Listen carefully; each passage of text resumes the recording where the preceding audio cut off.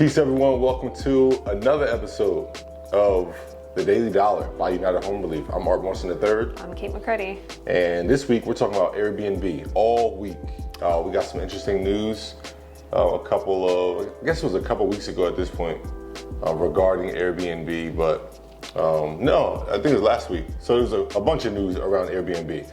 So last week's news was that there's a bunch of people who invested a lot of money into purchasing like luxurious homes, right?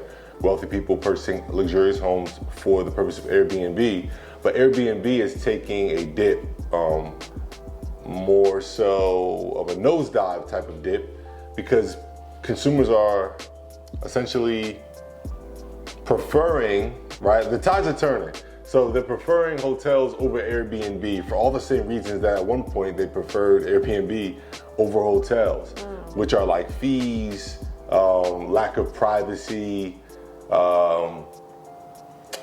Long story short, we're gonna be talking about is the rise and fall of Airbnb, if you foresee a fall, right? And what Airbnb or what Airbnb people, right, hosts can do to keep Airbnb as a revenue stream, despite the news that's been released of, consumers preferring hotels again. Why do you think that is? Well, I prefer hotels now to Airbnbs. Tell me why though. Just because, there's cleanup maid service, I guess. So every day they clean up after you at the hotels. It's simple, it's a simple process, a lot less fees, like you said. You know what you're gonna get for the most part. Like if you're going to a Marriott, you know what you're gonna get. Versus an Airbnb, we recently had this situation where, it was a great look online, but then we get there and it's a crap show. Yeah, now I can agree on everything. I've actually never jumped on the Airbnb wave. Shame on me as an investor. Anytime I traveled, it was hotel all day. I just never even hopped on we can get a cool Airbnb. And the reason being is because of everything that you said. So I never wavered, but I'll tell you this, whenever it was time to do something as a group, a large group, it was much easier to coordinate everyone putting in for an Airbnb, because you don't have to worry about noise, for example, depending on, right? You don't have to worry about, you guys can share food. You have an oven, a stove, right, to cook for multiple people. You don't have to eat out, so you can save there. That was the only time I did Airbnb. But looking at it now, even when we had to evacuate for the hurricane, we got the Airbnb and we're like, man, this ain't all that. Yeah. Before this news even released, my thought was, man, Airbnb got everybody tripping. Really, that was my thought. We had this situation with Uber where I'm like, I can't do regular Ubers no more. They're just too dirty and disgusting. Yeah. I'm gonna do an Uber Black XL, right? Even if it costs me more. So I think that's a result of mad people being on the app. Yeah, I agree. I think it's oversaturated, and I don't think Airbnb. Okay, so all the BS little Airbnbs that are not good, I think if we remove all of those and keep the cool niche Airbnbs, like the A-frames and the tree houses, things like that, I think that is super cool. Now that's when I would prefer an Airbnb over a hotel, using it as an experience less than using it as a place to stay when you go to a different city. Well, that's the other news that I was going to go. If you go a few more weeks back, Airbnb released that they're changing their platform and algorithm to favor experiences. I saw that, yeah. Over just, anyone putting up an Airbnb, right? I noticed that just being in the app. If you go in the app, you can tell they're catering just to experiences. Yeah, but to your point, I do think Airbnb, I know we're not talking about Uber, but I threw them in there to get some of this smoke too. I do think they could do a better job of quality control. I do think there needs to be some sort of submission to them, or even you guys are making a lot of money as a business. You're growing, you're public, some of them now, right? It's or you're trading publicly, excuse me. Send inspectors out periodically, right? Even if you look at, if I'm doing a long-term tenant, the state or the township or the city still have inspectors go out maybe every time ownership is changed. Gosh, once a year, once or 3 years. How would it be hard to regulate? Because there's so many Airbnbs, and they come up new ones every day. It's just there wouldn't come up new ones if you couldn't get approved until it was inspected. Oh, I see what you're saying. Yeah, gotcha. you would regulate. That's what I'm saying. Yeah. It's not hard to regulate if you regulate it.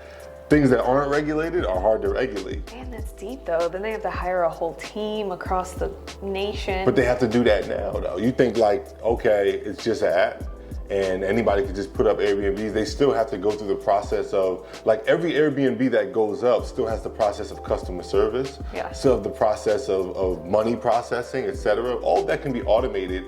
But listen, it's just adding a back-end feature to the app. You could even hire third parties, regular people, like how Amazon does, right? Yeah. You can hire regular people to be the inspectors. It's really, you just need a human to go with a checklist and make sure that it's up to that specific code. It doesn't have to be like crazy. It just needs to be like, yo, if you go to, in our Airbnb, when you got in the shower, it nonstop just creaking. It showed that the floor in the tub wasn't right. Like that's just something that I would love for an inspector to pick up on. Yeah. You're relying on customer feedback after and customer testimonials, which is cool. But I think if Airbnb wants to continue its growth, they simply have to regulate the quality of the Airbnbs. Yeah. To take it even a step further, the other news that we had received was, we talked about this on a previous podcast episode, but there were some cities that were cracking down on Airbnb and just not allowing it for all of these same reasons, right? It's like if I'm a homeowner, I do want my city to protect my neighborhood from people just buying houses and renting them out to short-term renters, which when we talk about Airbnb on these podcasts and in content, you always talk about it in a positive light. And it's like, oh, Airbnb, oh, like instead of making $1,000 a month, I can make $3,000 because you're renting out daily. Yo, that comes with a lot of work, a lot of maintenance, and a lot of, this is the big word, traffic. If you think about the word traffic is not necessarily always good, right? Too much traffic can result in, if you think of driving on the road, too much traffic results in backup, right? Too much traffic in your house, if you have carpet, too much traffic results in the carpet being deteriorated.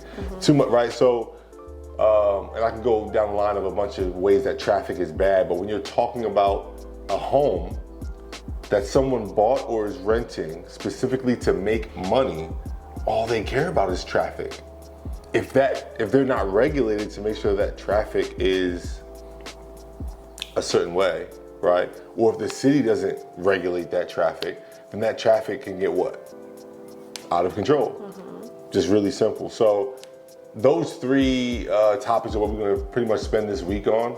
But this first episode, this Monday's episode, was really just about, generally speaking, what Airbnb and what hosts should do to stay afloat and keep Airbnb like a thing and not just like this 10, 15 year stint where we look back in 2030 like, yo, remember Airbnb? Man, what the hell was that? People were renting out their own homes? So weird, haha. And like now hotels are regular and Airbnb's just not a thing, which has happened mad times, right? CDs only had it was like a 20-year swing. And now CDs are like, our kids are not gonna know what CDs are. But like my mom, like was wrong. 8-tracks was another one. It was a very small window where like if you want to listen to music, you listen to 8-tracks. Like that was, it's a small window. Airbnb and every company right now is toying with that happening to them unless they make specific changes. So we said regulation. We said, it was a regulation for quality control, better yet. What else would you say is something they can do better? They're already changing their platform to cater to experiences. Regulation was probably. Regulation is probably like the top one. Like, yo, just make sure that your product is good, because ultimately we're on here talking about Airbnb. We're not on here talking about, I don't even know what the address was or what the host name was. You remember the host name of the last one? No. So Airbnb is the one who gets the bad rep. Oh, it was a big company that owned that one. That's the other thing. That's you got to the worst regulate, part, yeah. right? So now there's big companies getting it. There's a lot they need to regulate. Remember we stayed at a hotel?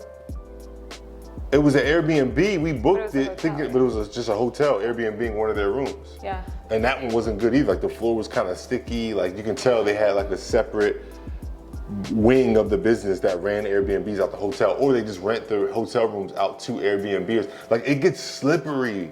It gets like, and if it's not regulation. They also jack their prices up during times of crisis. So that's another thing. Yeah. I mean, so it's just like regulation. It's just what needs to be regulated, I guess, because regulation can say. Well, that's what regulation is, like determining what needs to be regulated. Well, exactly. You said, what do they need to do? We said regulate. I think we should talk about what they should regulate as opposed to Just general regulation. Yeah. I feel like there's no regulations. I think it's a fair thing to say. It's like, yo, you guys should probably regulate. Like, you probably should. Even like, think about Uber got into business. We just a bash Uber business, but the same concept. Uber got into business to put taxi drivers out of business because taxis were too expensive. Now they are partnering with taxi companies and have the taxi platforms on Uber. So now we're just paying taxi prices, premium prices, on Uber's app. So if you're somebody who just likes Uber for convenience, certainly, yeah, like Uber is still good for you. But if you're somebody like me, who I first started using Uber like the first year they came out, and it was like, okay, this is great because it's cheaper than a taxi and it's safer than riding the train or a bus in a city I don't know. Now you lost that. Now it's like you got Uber Pool. I don't even know if they have that anymore. They stopped that during so COVID. Many different Uber Every options. city has like different options. That's what I mean. So Uber Pet, right. Black, Comfort. Like there's so many. Comfort X. Like it's wild. So anyway, regulation I think is what could save Airbnb and ultimately save hosts. But if you want to hear about what hosts specifically should and shouldn't do while Airbnb, based on our opinion as investors and consumers, make sure you tap into the next episode tomorrow at whatever time this thing's released. What is it, 8 a.m.? I guess. Yeah, sure. Either way, tap into the next episode. This was episode E. What episode is this? No clue. Watch next episode to find out what this episode is. You know what I mean? If you want to know what episode this is, watch the next one. But yeah, thanks for tuning in. Again, I'm Art Morrison III. I'm Kate McCready. Make sure you like, share, subscribe on YouTube. Leave a review. Talk positively about our podcast. Or don't talk at all. Or don't talk at all. Or shut the F up. Right? On Apple Podcasts, Spotify, wherever else we're listening to podcasts. Yeah. All right? What else? Website, unitedhomerelief.com. Check this out. That's our business. That is our proud and one and only sponsor of this podcast, The Daily Dollar. So visit www.unitedhomerelief.com to learn what it is that we do and how you can get involved. Catch you on the next episode. Peace.